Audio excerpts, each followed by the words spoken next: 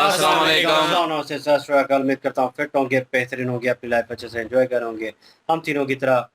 और देवों के देव महादेव एपिसोड है जी 241 पार्ट 1 है। लाइक शेयर सब्सक्राइब कर दें। स्ट्रेट चलते हैं वीडियो की तरफ। मेरा नाम है मलिक सत्यानी पाल और मेरे साथ हैं Rana Mohammad Ali, Mohammad Sameer Khokhar. So guys let's start. Kartikeya इस युद्ध में उत्पन्न प्रत्येक कठिनाई, प्रत्येक अवरोध और चुनौती ने तुम्हारे व्यक्तित्व की विशेषताओं को उपरोध किया है। तुम्हारे व्यक्तित्व की विशेषताओं को उभारा है, तुम्हें परिपक्व बनाया है। मुझे अत्यंत प्रसन्नता है कार्तिकेय कि समस्त संसार को जो तुमसे प्राथमिक अपेक्षाएं थी वो तुमने पूरी की।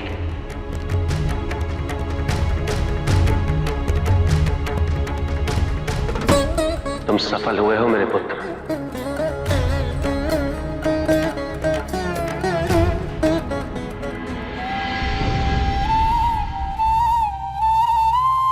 समस्त लोगों के दुख हर लिए कार्तिकेय ने।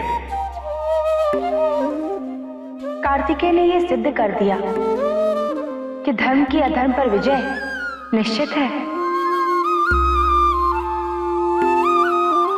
तारकासुर को अभेद्य व्यू का वरदान देने के पश्चात मैं ग्लानि से भर गया था। मुझे भय था कि मेरा यह वरदान सृष्टि के अहित का कारण बन सकता है, किंतु कुमार कार्तिकेय ने अपने बल और अपने विवेक से तारकासुर का वध करके मुझे ग्लानि से मुक्त कर दिया है। ये तब महादेव की कृपा है ब्रह्मदेव। मुझे तो संसार के कल्याण के लिए कई बार अवतरित होना पड़ा है, किंतु महादेव अपने इसी स्वरूप में संसार का उद्धार करते रहे हैं।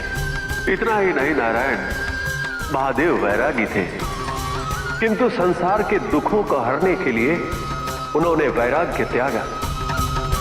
कितनी ही वेदना सही, उसके पश्चात देवी पार्वती से विवाह करके गृहस्थ बने।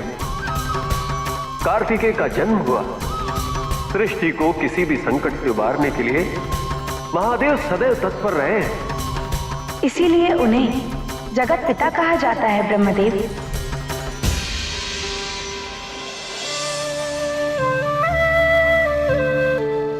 ठीक तो हो ना पुत्र? हाँ माँ, मुझे कुछ भी नहीं हुआ। जो आदि शक्ति की शक्ति और मां के आशीर्वाद से सुसज्जित हो, उसे कुछ हो भी कैसे सकता है। हमारा पुत्र विजयी हुआ पार्वती। जिसके पिता व गुरु स्वयं देवों के देव महादेव हैं, वो विजयी कैसे नहीं होगा?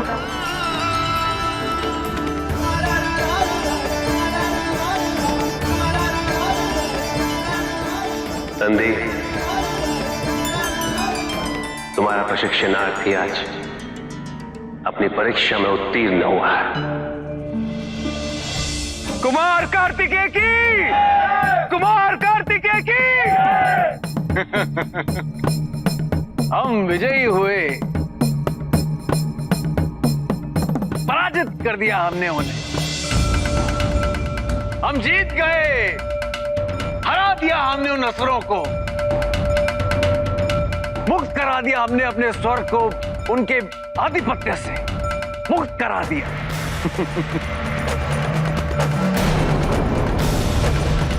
ये सब हमारे साहस, हमारी दूरदृष्टि और रणनीति की वजह से होगा। ये सब उसी का परिणाम है। यदि हम कार्तिकेय को सेनापति नियुक्त करने का निर्णय नहीं लेते, हमें ऐसी सफलता कदापि नहीं मिलती। इसीलिए हम देवताओं के राजा देवराज इंद्र हैं।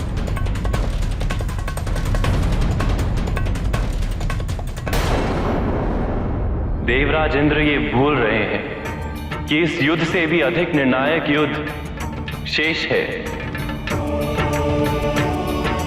और वो युद्ध है अपने आप से,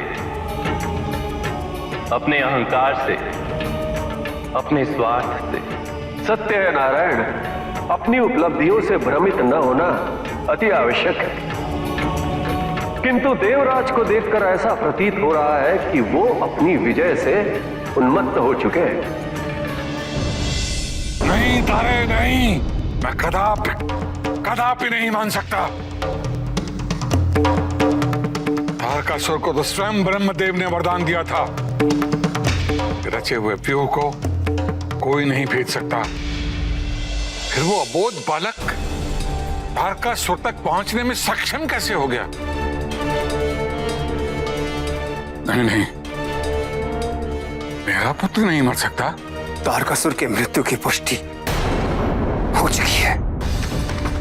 ब्रह्मदेव से वरदान मांगते समय तारकासुर कार्तिकेय की वास्तविकता को भूल गया।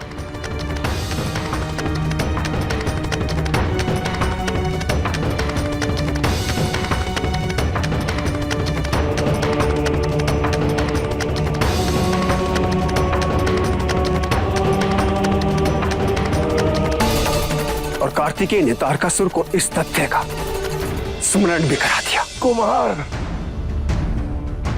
मेरा समय तो पूरा हुआ, पर ये बताओ, ब्रह्मदेव का वरदान मिथ्या कैसे हो गया? नहीं तारकासुर, तुमने जो मांगा ब्रह्मदेव ने तुम्हें वही दिया। भूल तो तुम्हारी है। वरदान मांगते समय तुम ये भूल गए कि मैं ना ही अकेले की श्रेणी में और ना ही समूह की, मैं तो एक ही शरीर में 6 व्यक्तियों का सम्मिश्रण, जिसका कारण तुम स्वयं।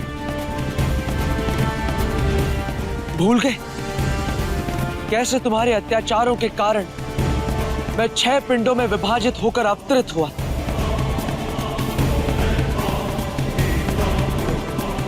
तुम चूक गए तारकासुर।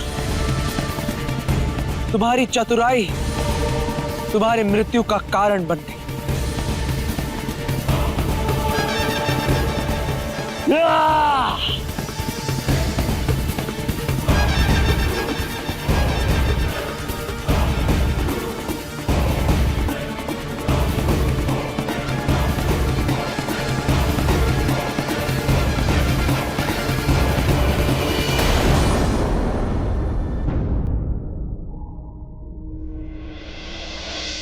निसंदेह तारकासुर हमारा भक्त था, किंतु कोई भी भक्त वरदान प्राप्त करने के पश्चात उसका दुरुपयोग करे, ये मुझे स्वीकार्य नहीं।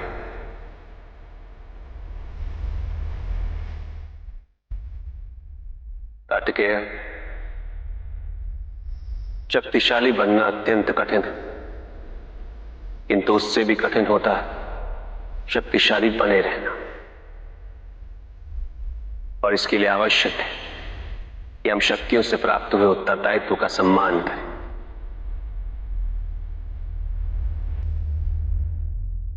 अन्यथा हम स्वयं पर निरंतर खो देते हैं और यह हमारे पतन का कारण बनता है।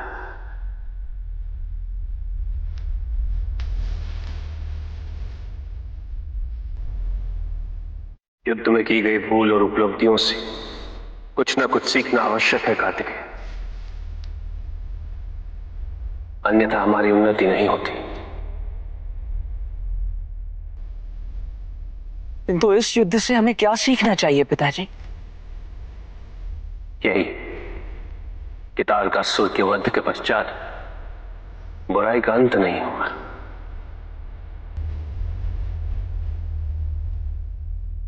बुराई और अच्छाई के मध्य ये युद्ध निरंतर चलता रहेगा। आज एक अध्याय समाप्त हुआ है, कल दूसरा अध्याय आरंभ होगा।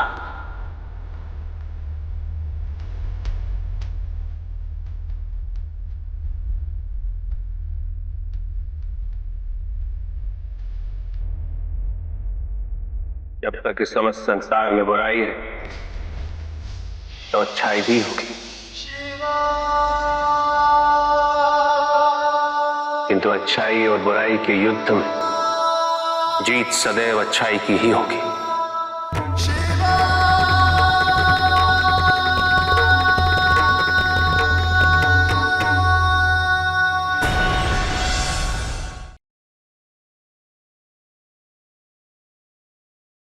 बिल्कुल जी, अब मुझे समझ आ गई है कि ये वरदान जो है वो जो ब्रह्मा जी ने दिया है वो ना वो टूटा है और ना ही कुछ और हुआ है। वो इस तरह के जब वरदान मांग रहा था ना, अपना क्या नाम है इसका, क्योंकि पिछले पार्ट में मैं बड़ा जो है वो इस चीज़ को लेके था कि यार वरदान दिया गया है वो किस तरह जो है वो ख़त्म कर सकते हैं फिर वरदान की कोई वैल्यू नहीं। लेकिन अभी मुझे सारी समझ आ गई कि ये जब तारकासुर वरदान मांग रहा था तो उसने कहा था कि अकेले या समूह में जो है कोई भी भेद ना सके, मतलब अकेला बंदा भी और झुंड में भी जो है वो कोई भेद ना सके। लेकिन कार्तिकेय जो है वो इसी तारकासुर की वजह से जो है वो 6 पिंडों में जो है विभाजित हो गए थे और उसके बाद फिर एक हुए, तो वो उनमें 6 समाये हुए, ना वो अकेले हैं ना वो झुंड में है, तो समूह में है, ग्रुप में है। तो इसलिए जो है वो वरदान इन पे अप्लाई नहीं होता था, बाकी सब पे अप्लाई होता था।